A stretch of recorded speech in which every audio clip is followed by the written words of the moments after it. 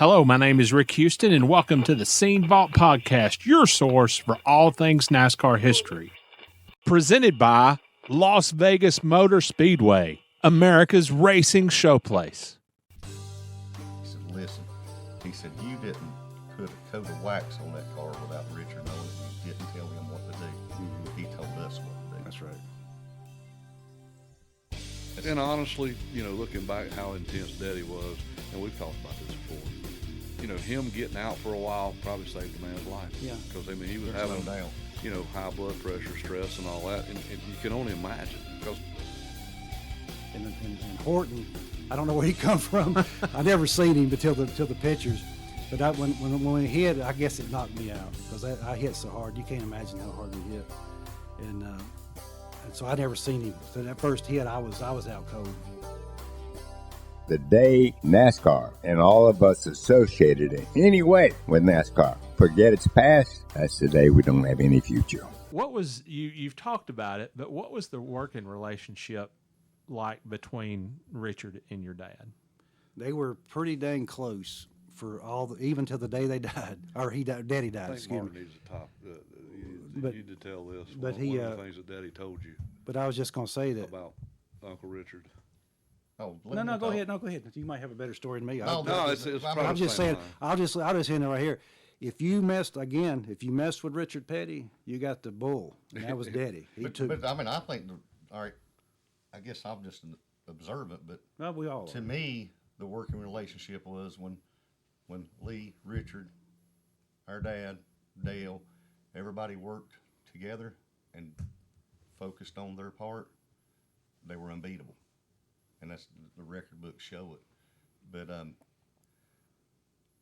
Daddy, I always thought, you know, okay, Daddy's in charge. Daddy's Dale's in running the charge. show. Daddy's running the show. You know, who's the final say? Well, me and Daddy was watching Yes, this is one. practice at Daytona here maybe 4 or 5 years ago, you know, on a Friday, Thursday or Wednesday, Tuesday.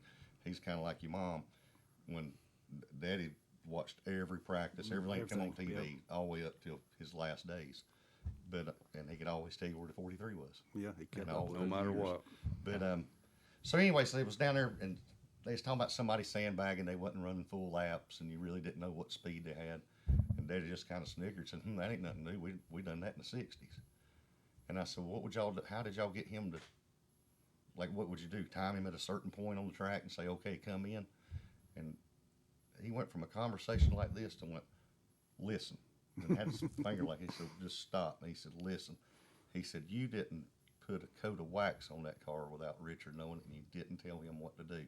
He told us what to do." That's right. And so that right there was like, okay, that puts it in perspective.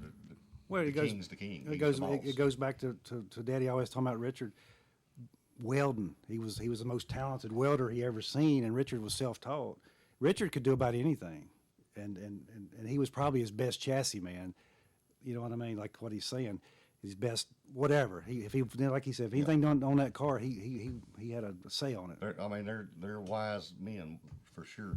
And you know, everybody coming through the years now always talks.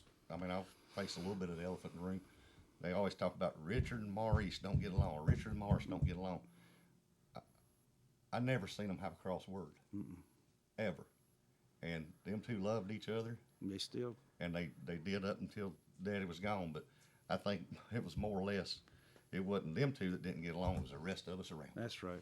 Well, you got Daddy. You know, Daddy had that polio, so he was kind of handicapped there for a while, and then he worked his way out of it. And Richard kind of took up. You know, he was like his bodyguard coming up, but then as His they, big brother looking after his big little brother, Right, and as yeah, they got yeah. older, Daddy become the bodyguard, looking after his brother. I mean, you didn't. Well, they looked after each other. Now, again, like I said about us, if you go against one of the family, you're going to have us all.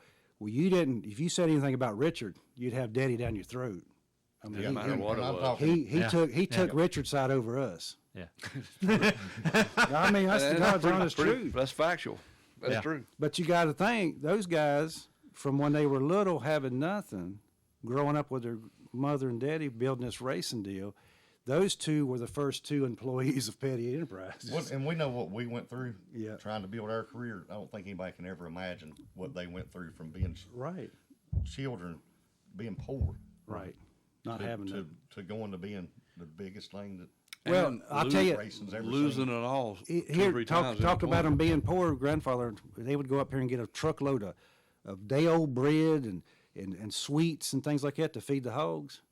Richard and Daddy, they would jump in the back of the truck and get the sweets, but they'd get their fill of it before they fed it to the hogs. But I think they- what 'cause they everything didn't- they went through growing up together, because Yep. just everything they went through, and Yep. I think that Tell was- the story about What Daddy they- what going they- to the hospital and they'd bring him that pack of Well, chewing you gum. go back before that one. I was going to say, then we can go to that one. But when they was, the first floor at the reaper's shed that had cement, Richard and Maurice, they mixed it in a wheelbarrow and they poured it themselves by hand. There was a 500-gallon fuel tank that was put in the ground up here for gasoline that Lee had. Morris and Richard dug that with a pickaxe and a shovel. They buried that tank in the middle of July and hard dirt, Daddy would tell us. They had to do stuff like that, the two of them, because, they were, like I said, they were Lee's two employees. That's from the beginning. So people don't see the work that them two had to do to build this place up. And then you want to go into that deal there? You tell it. I mean, you know it better than I do. About Well, when no, he- you tell it. I don't know Well, where he, you're going.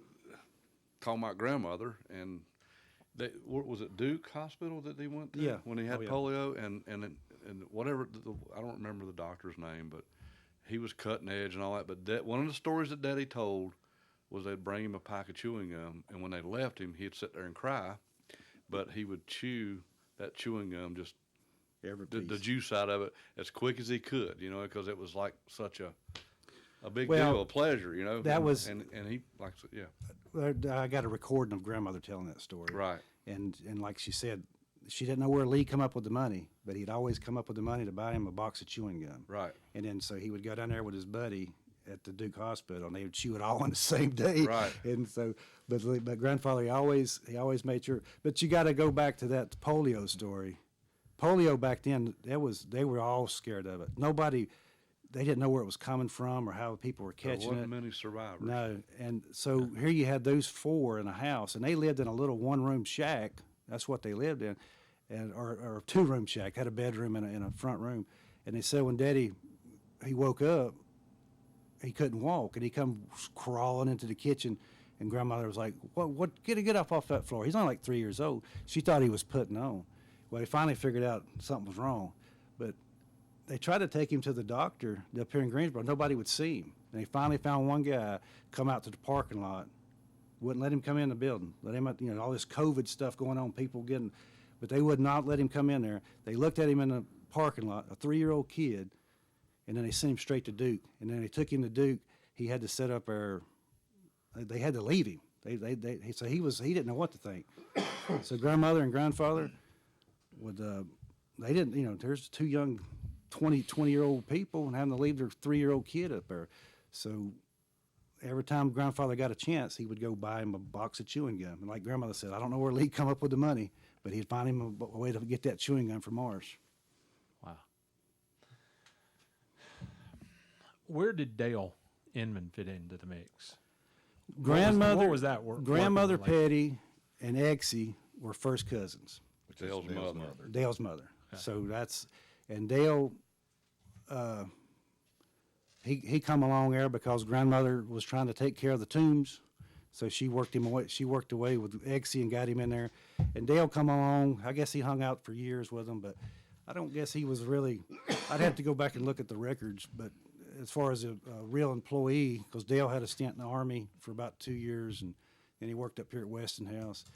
I don't know, 64, 65. I guess he became a full-time employee for the first time, because grandmother was kind of looking after her family, the Toombs. Did I hit it right? That's something you probably have to ask Dale. Yeah. About Yeah. the beginnings. But my memories of Dale, Dale's son Jeffrey and I were the same age. We grew up through school together. We played a little league ball together. So during the early years, I'd be over there hanging out and playing, or Jeffrey'd be at my house. So I got to know Dale. But Dale, Richard, Daddy, grandfather, they were all my heroes. Yeah. I mean, these were the guys, and I mean, to this day they are. But I got to see a little bit of different side of Dale. growing up with Jeffrey, go out to eat with him and stuff like that. So, Well, if everybody says that Dale and Richard are first cousins, but they're not. I mean, grandmother and Exie were first cousins. So Gene Petty was the first cousin. That was Julie's son, and he worked up here for a little bit. That's where that story always got mixed up. But Gene and Well, don't Richard let the facts get in the way of your story. Well, then I'm gonna try to stay with them. I hate to correct people, but I like facts. And but Julie and Lee started Petty Brothers Racing back in 1947. They were doing street racing and stuff, and then they stayed with it for a while. And then Julie, he had his little team, and Lee had his little team. But Gene come along and worked for the Petty Enterprises for them in the 60s. But that's where your first cousin is. Dale, I guess he would have been a second or third cousin. Where did he fit into the mix when it came to decision making? Well, we're not going. We wasn't there, so we don't know. Don't know. yeah. I will say this. Dale being the crew chief when I came along, he was like you said. You wanted to emulate all of them because they were all the best at what they did. Yeah. And no doubt. I mean, and him and Daddy called races together. I was there, They and worked I know good it. together. And they was definitely good together. And he was a good organizer. Well, I think it comes back to when they all worked together. It was They unbeatable. was unbeatable, and just like anything else, when they quit working together. But I'll just say this: Maurice, Richard, and Lee, that was Petty Enterprises. They owned it. The three of them. Dale was come along. He was there. Dale was he worked for them. Okay, so if there was a decision to be made, it was made by a Petty, whether it was Lee, and then if Richard changed his mind, or if Maurice, the last Petty to tell somebody what to do was what happened. So you had Petty Enterprises was Maurice, Richard, and Lee. But yeah, I mean, but as far as I wasn't, man, I was a baby. So when No, I'm just saying. I'm just saying. I would say, according to what Daddy said, after Lee got hurt, Richard was probably the ultimate in charge. when it comes back to that story, like I was saying earlier, like you don't put a coat of wax on the car. And I think everybody run their decisions through Richard, but I mean, you don't have to ask Dale. And I'm pretty sure they didn't really have to talk about it much. Well, whatever. From what Dale worked for them three. Right. You can say Absolutely. what you want to say, but Dale worked for them three. How much did any of you three actually work at the shop? Well, when they was out there in the warehouse, I was already at work. And I would go out here and play basketball when I could, but one of the things I did was early on watching them because they were the best pit crew. The Woods was good and all that, but they were pretty good. They won pit crew contest right along the time period we've been talking about today. So I tried to sharpen my skills as a tire changer, jack man, or whatever, and we'd come back here in this area here and practice, and they'd be playing. But that was one of their deals too. They would help me do that. And now, did you actually work on the pit crew? well, not at first. I mean, I was still, Daddy wouldn't let me do it till I was 18, and that was. But you did for 3 or 4 years. Yeah. Okay. Well, and then Well, I mean, at the time we're talking about. Well, there was even a stint there where Timmy worked the week here and changed tires for Blue Max Tim Richmond on the weekends. Okay. Because, when Kyle had the 7-Eleven deal and, things that kind of switched up there in '83 like we keep talking about. And, so I worked here in the engine shop, and I guess I wasn't good enough to be on their pit crew. So I went and I actually started just setting up pits for them. And then Tim Brewer got hurt. Somebody cut his knee real bad. And so I was changing tires for Richmond and winning races, He got the gig because they was both named Tim, and they just. That's a good story. Don't let that get in the way of the facts, but yeah, for sure. And it was good times, man. well, when we was kids, we wanted to come hang out like with Daddy, and so during like the summer, we'd want to get up and come over here and be a part of it. But he wouldn't let us into the garage working until later on. But I guess Christmases and stuff like that, grinding blocks and doing stuff like that when we were 12, 13 years old, just because we wanted to be a part of it. And he'd let us come in here and more or less play working on the cars and stuff. But they didn't need us. Yeah, but Timmy actually worked for Petty Enterprises when they were all a group more than any of us. We were just kids, and I was born in '69, and it's all over in '83. So, it was. I was just getting started helping in the pits and stuff in '82 and '83. Well, I was fortunate because I still do it to this day. That's what I do now is what I was doing when I was. Now, have you worked in the sport all along? Yes. Okay. Yes, sir. Wow. Yeah. Now, who all have you worked for? Well, believe it or not, we had to shut the doors here in '85 because of the one car, and a year later, the King came back in '86. But in between that time, I'd already planned on getting married, and I didn't have a job. I mean, can you imagine that? Not having a job and getting married. Yeah. And but I went to work for Keith Dorton because at the time, everybody just assumed that I would just come right back to Petty Enterprises, and which wasn't the case. That's not the way it went down. But Keith Dorton, man, what a guy, and automotive specialist, and worked there, and was there probably a little over a year, and I kind of missed the tire changing. I mean, Keith was just an engine shop, in which there's 100 stories there, but a good friend of mine, Lanny Barnes, was going to quit at Stavola's, and he was a front tire changer and an engine guy, and he called me one day at lunch, or I seen him at lunch, and says, "Hey, you ready to come to work over here?" I said, "Yeah," and I thought he was going to stay. Well, he had in his mind he was leaving to go back to Baker's because he loved Buddy Baker, Yeah. And which we all did, but anyway, I went to work at Stavola's, and that's the tie-in with Bobby and Bobby Hillen and Keith Allman, Herman, and now, how long were you there? Till 90. Okay. Something. I don't know, because I actually went to work for Close Racing for right at a year, and then that's when the Food Line cars came out, and Daddy helped orchestrate that. And then I came back home. And that's when we went racing ARCA with Ritchie. And we all got to be a group again. But. So, did you help build, or did you build Bobby's '88 Daytona 500? Yes, sir. A Petty helped an Allison win the Daytona 500. And we had talked about that earlier. That just our Pop Red was on Bud Moore's Bobby Allison 15 in 78, and I was with him in 88, so 10 years later. Wow. I mean, I'm telling our family, it just, and we sometimes we just have to ask each other and because you're immersed in it, and you don't think nothing of it because you love it. I mean, it's just the racing gig has always been near to all our hearts. I mean, you can say what you want to, but that's the fact of the matter.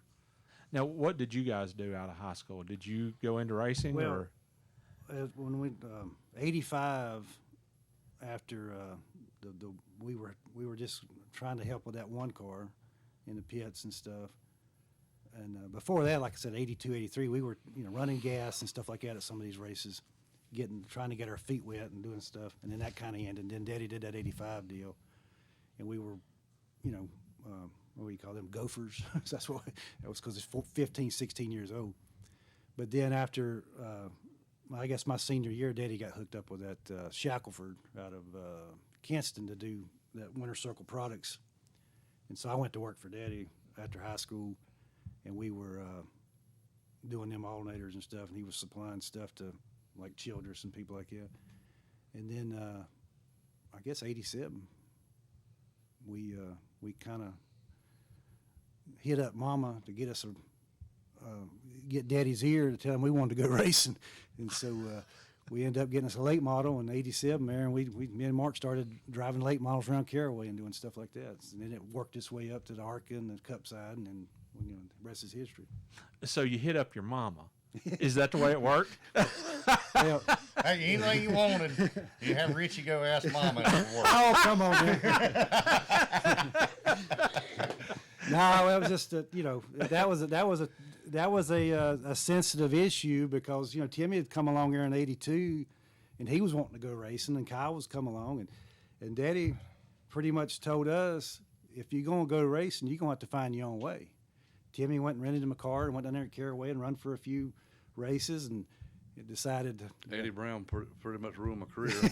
And I thought it was just me who couldn't drive. So anyway, so we get to this point, all this water under the bridge, and we're kind of apprehensive about asking Daddy about us, and so we figured the easiest way to get his opinion about us was to go through Mama. So we asked her. And I'll say that, that was right not long after, 3 years after they'd split up over here, and we didn't know how to approach Daddy because he had at that point still been that intense, the chief. Yeah. There's one part that was Dad, and there's one part that was the chief. Yep. And that's what everybody knowed him from the racetrack. But so as we got involved with the race cars, that was a way for us to get to know Dad again, in a way that we had never known him. And then he became our buddy.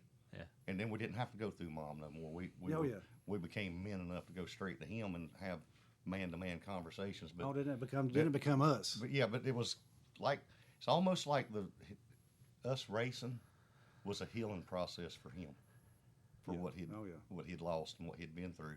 And we talked about this a couple months ago. We always thought we was trying to build a race team, which we was, obviously.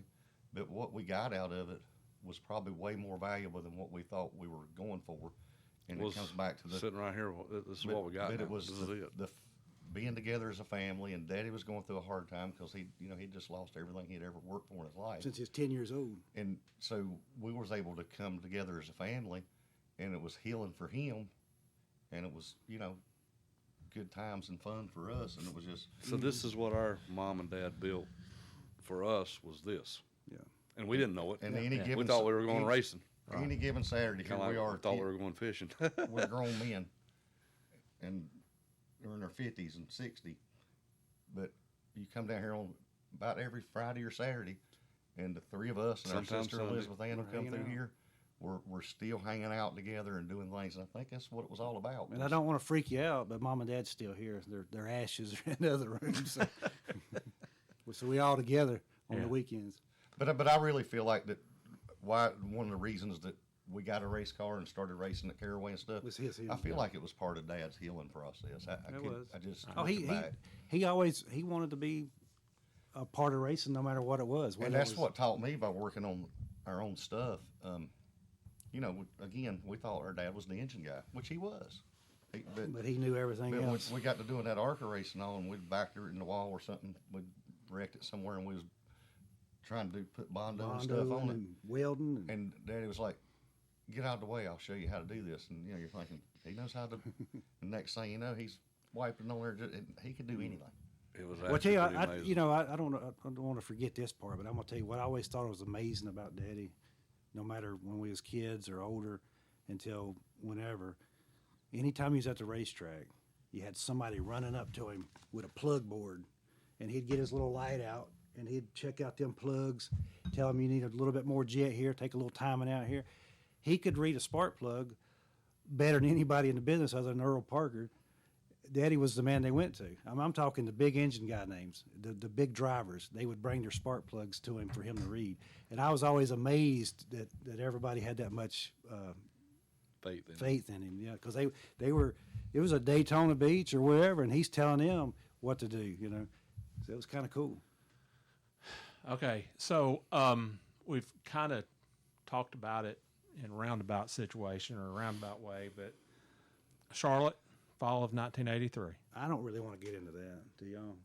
Well, I don't know. Let's see What's the question? Yeah, let's see what's I mean, I got my memory. I've got my memory. What do you remember about all that? And what How deep do you want to go with it? Timmy's going. I'll go. Listen. Number one, there's nobody that has more respect for the Petty family than I do. Okay.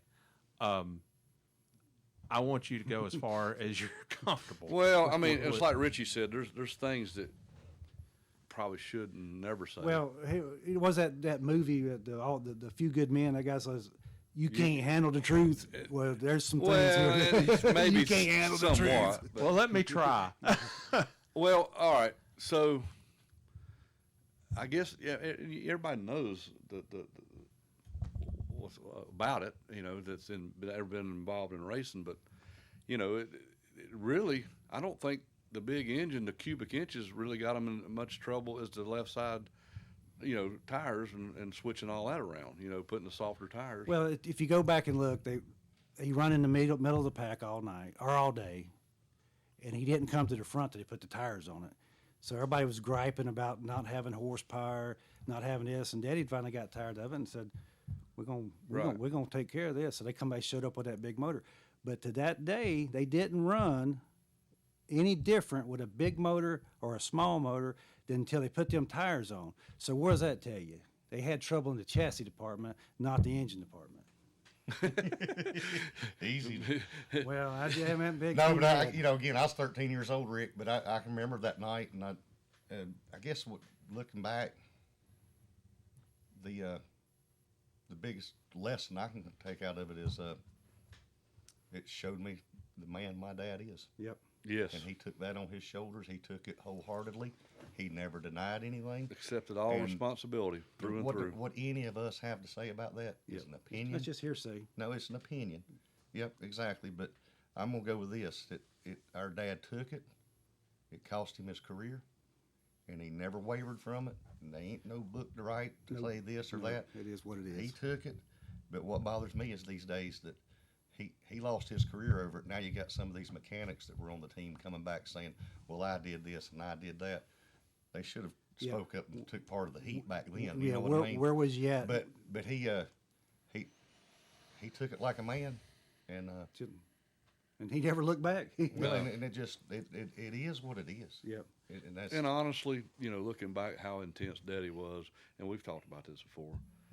Him getting out for a while probably saved a man's life. Yeah. Because he was There's having no doubt. High blood pressure, stress, and all that, and you can only imagine because before Charlotte. yes, Okay. I'm talking about years before. Okay. And look, man, the way he did it, it was day and night, especially when it was time to go to Daytona. Gary Wagner was telling us the other day, the hours of the Daytona, the preseason to Daytona was 7 to 7, and that's when the man was here at 7 o'clock. 6 days a week. And then they left at 7. Some days he didn't leave here until midnight. I mean, he'd be here all the time. But that Charlotte deal, like Mark said, that grinds my gears a little bit too. You hide it well. Well, no, it's that the people trying to take credit for it now, and like Mark said, this man, he took it all. Yeah. And where was he at? But that's what I get out of that whole Charlotte deal. What again, it is what it is, and it's what the good Lord had planned. And like it or not, it changed the outcome of Petty Enterprises from that day forward. Oh, it was the end of it. Sure it did, but looking back, you have to realize it wasn't Richard's plan, Daddy's plan, Dale's plan, Lee's plan. It was God's plan, and that might be exactly what took the pressure off our dad for us to be able to go racing, Right. and have a good time with him. Otherwise, he might have died dead. So you got to take it as a blessing. Well, I do. I think it.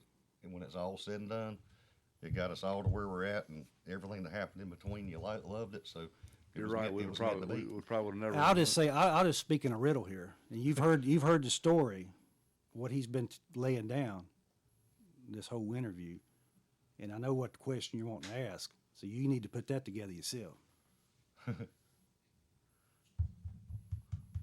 Either way, it's when you watch this interview, you'll understand what I'm telling you. Okay. What he's laid down about the whole deal, Okay. and I know what question you want to ask. Well, And that's the number answer. one, let me. I know. I think I know what you think I want to ask, but I'm going to ask another one first. If you listen to David Pearson, if you listen to Bobby Allison, if you listen to whoever else, Charlotte wasn't the first time that a big engine had been in a Petty car. We don't know what the other people was running, but we speculated through the whole deal. That was what Daddy always said. He was just catching up because the rest of them were running. Okay, them. all right. That was his deal. Yeah. He was just catching up. And if you looked at what happened with Darrell and Junior, the second place man, as soon as they started seeing they was pulling teardown, they loaded up and was hauling ass out the gate. Like I said, everybody knows the particulars of the story. So You know, they wasn't the only ones there cheating. They was just catching up. They just got caught. How about that? Then, like Timmy said, if it wasn't for the tires, they probably could have got the motor through. Yeah. but the tires is what got It them. was just meant to be that way. It was, but I'm just saying that's having two big things is what got them. If you'd had one, you'd probably got through the other thing. But you know, all these people talking about, oh, he should have give back the win, he should have give back this and that. Well, why don't the rest of them give back their wins? You know, that's my deal. Again, and I'm going to ask the question. I think it's the one that you think I want to ask. All I can think of right now is Richard didn't know if a coat of wax went on the car. He knew about it. You can make your own decisions on what your answer is going to be. I'm not answering any of that because I don't know that for a fact. I just know what Daddy's told I was us. 13 years old. I mean, you know what I mean? What do I know? But I will tell you, if you I do not know. put together the answer for yourself, because what we've just laid out. Okay. All right. But listen. I do know this. I think that's the only time he ever cheated. That's the only time. Did our Their dad, dad ever cheated? as far as I know. One That's time the only only. time. Really? What's the only time he got caught? That's what Mark always says. They talk about a smoky eunuch being good, a cheater, and this and Well, I've a heard other cheater, people say this. and this yeah, and that. But if they're so good at being, no, that's what I'm saying. This was your story about. Yeah. If they're so good at cheating, how come they got caught? Yeah. All right. Right. yeah, I How- do not know. How surprised were you when Richard left at the end of the year? Well, that was a big shock for the whole crowd because I don't want to get too deep with this, but it was Daddy was under understanding that it was all going, you know, business as usual. The day after Charlotte, they went back to work. You know, he was preparing. You can't imagine what they was already preparing for the '84 season, and this is October. So when that come down, that hit him like a ton of bricks. He didn't know what to think, and I'm gonna tell you that was probably the worst. It was a shock. Like he said, it was a surprise because that ain't what we had been hearing. You know, we were all involved in it by then. I mean, even though you were a little We was younger. there. But the thing about it is, it was a blow that Daddy probably never got over, and That Richard left, or that the that doors he closed? left Okay. because he was to the understanding he was staying the day before it was announced, and that's a fact. I mean, And for me, I'll go like this is just how I deal with it because it's I have to focus on Right. me. But for me, was I shocked? Yeah, here I am 13, 14 years old, and I think what I'm going to do for a living is work for Petty Enterprises, and that means I'm going to work. Kyle's going to be a driver. I'm going to be a crew member. This is what I'm going to do the rest of my life. Well, you know, a year or two earlier than that, Dale had already left, and then now this is happening. And like I told you, I'm 13, 14 years old, and my heroes are Lee Petty, Richard Petty, Maurice Petty, and Dale Inman. And then by this time, Kyle was on that list, you know, because I looked up to him. But for me, that was the shock that it all went from one day you thinking this is my future to the next day of it's gone. Yeah. All right. So let's move on a little bit. Amen. Oh yeah. It's But I mean, that's just that was Cut the me. That tension was with a that knife. was the shock Yeah. for me that It's, all my heroes yeah, it's, were not getting along anymore. You know. It was a damn hard time for us all. Yeah. And I'm sure it was just as equally as hard on Richard. It was. I guarantee no, it was. So you guys started racing. You had raced at Caraway a time or two. yeah, but nothing significant. Okay. And you've talked about you two starting to race Yeah. and how important that was to your relationship with your dad.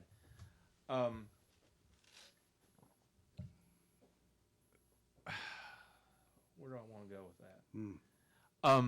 that? At what point did you feel, Richie? At what point did you feel ready to take on ARCA?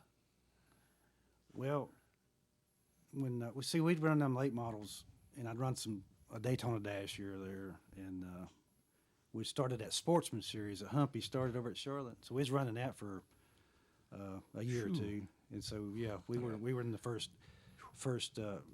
rounds of that, and so we had some speedway. I'm glad you're experience. still here. Well, Amen. it was exactly yeah. And he got. And I was in a bad record over and there. I was in a 2+2, so one of them Pontiacs that was even worse of running that deal.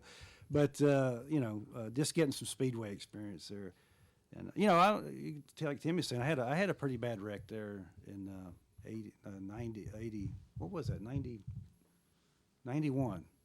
It was one of them sportsman races. Sportsman at Yeah, Charlotte? we were running there pretty good. We changed it over to a Monte Carlo. We was running good, and I think we were actually going for the lead. That faggot was leading in that 8 car, and I got up under him, and I was coming off of 4, and the car got loose. And my short track experience, I jerked it to correct it. Speedway stuff, you got to be just a little bit, and I went head on into the wall. And man, that old seat come loose and everything. And I mean, I about come out of the seat. And Did it really? And the old cars had what they called the Petty bar in there. Well, I actually went over in my shoulder and all got into that bar, and I was hurt for about a week there. They give me some pain pills and all that, and I never did take them because I always figured I didn't hurt that bad. but yeah, that goes into a whole nother story. But anyway, yeah, I got hurt pretty good in that deal. I thought I broke my shoulder, but what happened is sprained my shoulder really bad. That's because I come out of the seat. If you looked at the seat afterwards, remember it was all, those dumb Butler seats was like yes, but it was all spread out in this and here, and I was all into that bar. It's probably the progression going from late models and that sportsman deal to the ARCA was due to, Dad had this. We did the food line cars for Richard's retirement year. Richard allowed us with Dad and Bill Frazier, brother Bill. Yeah, but we'd already had that before that. Yeah, we had. Yeah, because that was we got them. That's when we got real serious about it. Yeah, that's right. We did. See what happened? Beetle, the Rusty Wallace deal, and Beetle, that deal kind of. Yeah, I don't think we can.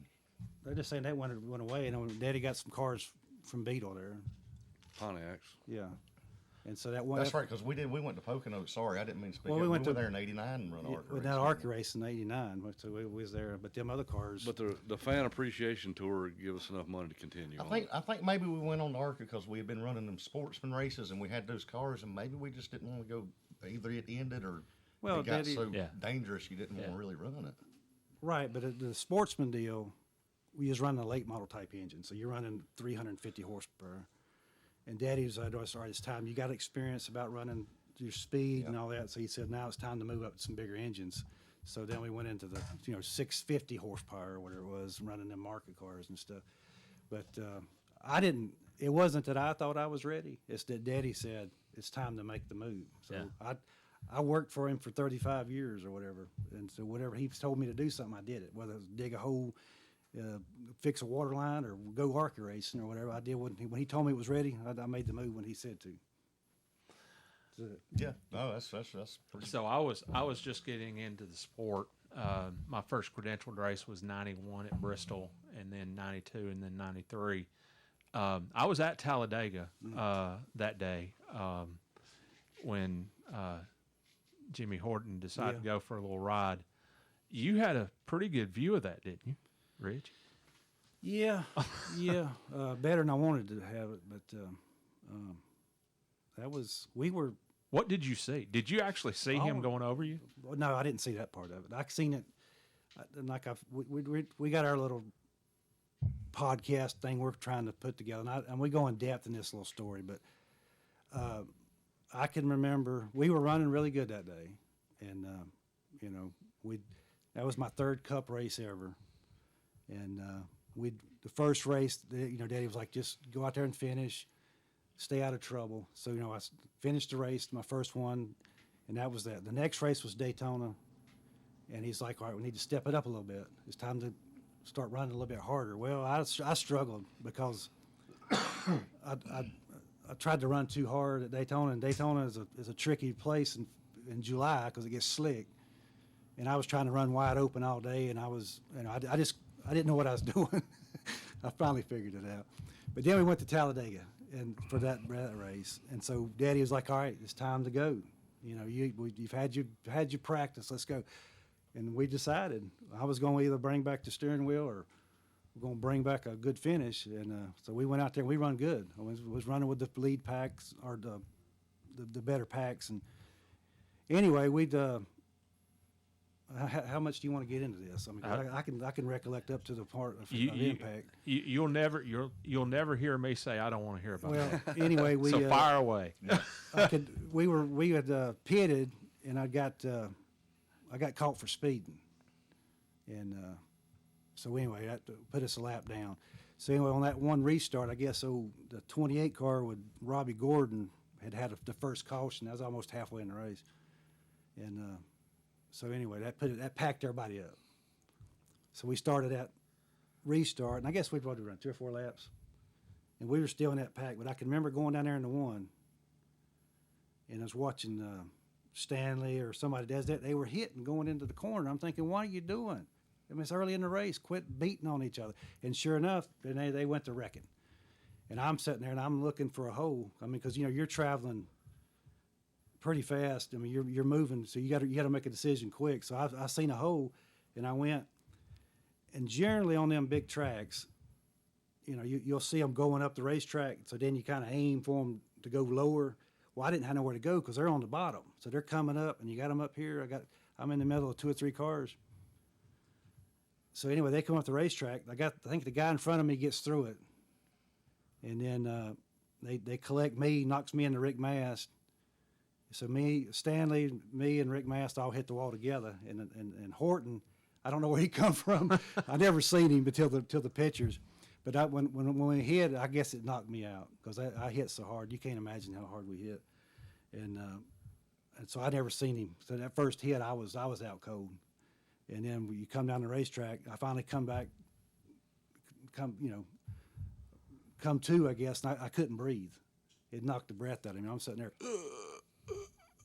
and like I've told them before, I didn't know if I was dead or alive. They didn't know. The radios. They didn't know if I was dead or alive or went out the racetrack because the radio, when I hit so hard, I mean, it ripped the radio cord and everything went flying, so I couldn't. Anyway, I was knocked out, come to, and nobody knew where I was at because where I come into the racetrack. So they was just scared, probably not knowing what was going on with me. But that was probably. Well, we knew somebody had went over, and our spotter couldn't see where he ended up. And oh, wow. Was right, too. Yeah. Our spotter couldn't see him, and nobody. And they told us it was him. Well, we just didn't know. Wow. But yeah, that's probably as hard a hit, and I probably still ain't got over that one. That's probably what's wrong with me. Did you reconsider racing at that point? No. Were you ready to roll? What did he say? Did I what? Were you ready to roll? After that? Yeah, it was fine. I think all right. The biggest trouble I had in racing, the one that made you question whether you want to race or not was when Clifford Allison got killed. Because we were there Speed Weeks '94. Yeah, that was hard. But I'm just saying the biggest when I questioned that I really ever want to race again was after Clifford got killed. Yeah, because we got close with Clifford on the ARCA racing, and it was funny. Was not that has anything to do with it. We was trying to think who had hit the Charlotte guardrail and cut her leg off. It was Red Skagel. Yeah, and that was who Clifford was running. He was looking after Clifford's. And just the people you get to know over the years, even in the lower ranks, whatever you want to call it, it was just awesome memories, man. But the Talladega deal, I never questioned getting back in a car because we were running good, and that was the first time my dad had told me that, you know what, I think you can do this. You showed me today that you deserve to be out there, that you're getting it done. And so I was ready to go to the next race. That didn't bother me. But the Clifford deal, that kind of bothered me. How long had you known him? Well, we know him growing up through our lives, but that ARCA deal, we was running 91 and 92. He was running Speedway stuff, and we was always together. There's car. Well, we grew up a little bit as kids playing around the infield and stuff, and then life happens. Everybody goes different ways, and then here we become, 18, 19, 20 years old, and we get to know him again. So then, waiting around for practice and stuff like that. You sit there on the toolbox, and you're just shooting the bull, and we had some good stories. We was in Topeka, Kansas.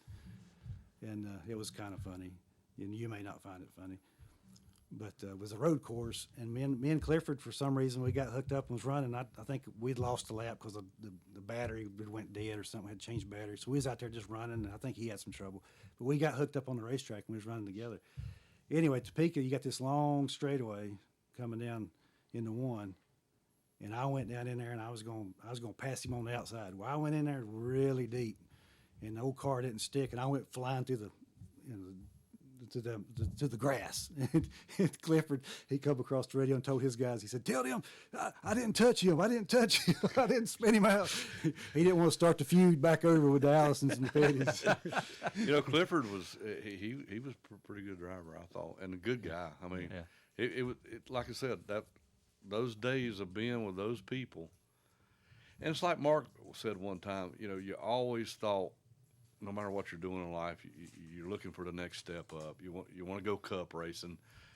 Man, that and the truck days and all that, we had some large times and enjoyed life while we were doing it. And what I guess what was neat being around Clifford and them too is there we was with a cube van and an open trailer. And he had the same thing. He had the same thing. He was driving his own truck back and forth to the races. So we was all just kind of getting to experience it together. Topeka's the last time we ever seen him. Yeah, because it was experiencing it the same way. He was sitting in that cube van smoking one of them Marlboros, I guess, and had his shirt off. And it was hot. It was wicked heat there, and he said, "Where was we going next?" Because he went to Michigan. That's where he got killed with a Bush car or something. But he was like, "We'll see you at the next one." Yep. Yeah,